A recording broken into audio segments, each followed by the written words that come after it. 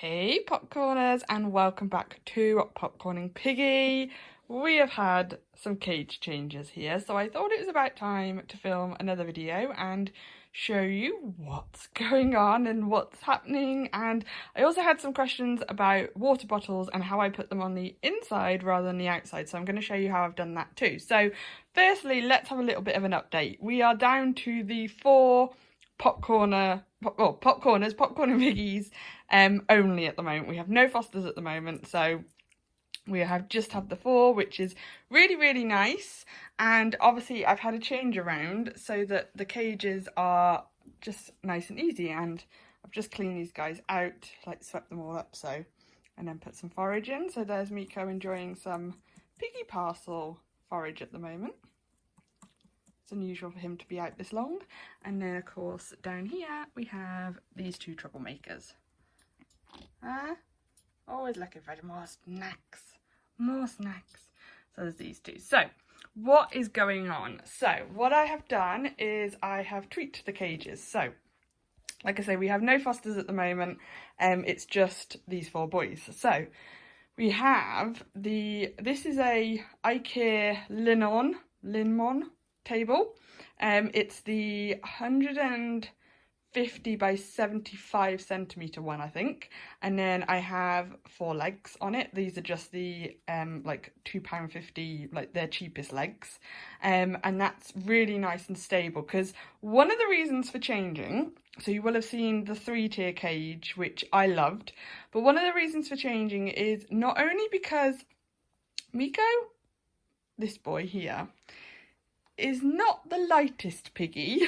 Rolo is pretty light, he's about 1,000 grams, but Miko can be up to about 1,200, 1,300 grams. So he is, he's a little bit of a chunky monkey. Now, this is partly because he's lazy and also because he eats a lot. So the fluff makes him look a little bit bigger also, but he is a chunky monkey. So what I found was when we had the 3-tier cage, like it was all stable, like it was completely put together with a million cable ties, so there's no risk of it getting, you know, broken or anything. But what I was finding was certainly when I was cleaning these guys downstairs in the old cage, this was all bouncing around when Miko was having a popcorn and zoomy session, and it was more just, I was thinking, it was stable, but there were concerns because he is a chunky monkey. So what I did was I had actually pretty much all this stuff already here. I think I had to get 2 more legs, but I wanted to use a table with legs so that again it's a lot more sturdy, like it's just no hassle. And then so it's pretty much the same setup. And then what I will do is there's this space over here, which if I have any more Fosters, because I'm actually using less grids, I can build a whole kind of potential 2-tier cage here, even 3-tier cage here to house Fosters. So doing it this way is not only more stable, but also it gives me more grids to do more things with Fosters in the future. So that was kind of the reasoning behind it. Also, because obviously it's all in my living room and stuff, this just looks a little bit neater. Again, there's less grids and things. It just looks a little bit neater. So that was the other reason for doing so. So what have we done? So the boys both have a 4x2. Now this one down here, obviously because it's fitting between the legs, is a little bit smaller. It's more like a, 3.5 by 2. But this opens up and they get free range of the living room. So I'm not too worried that that's a little bit smaller, just because these 2 like to come out and explore. So upstairs we have a 2x4 with obviously Mr. Miko, Mr. Grumpy Miko, and Mr. Rolo. Hello. Not excited, are we? Not excited. We're wondering, excuse me, where's the P-Flix? But, so what we have here is obviously it's all a mixture of like your standard CNC grids with connectors and cable ties, and then I have these other CNC grids. They're not CNC grids. They're just kind of like cheapo kind of grids, and I really like these because not only are they like all plastic, it just stops like hay falling all over the place and whatnot. So I kind of use a combination of the two, and obviously that's a hay rack just made out of a CNC grid rolled over. And then we've got lights at the back, which is really, really nice. They're very bright. Hi, Miko. And then, like I say, it's all kitted out.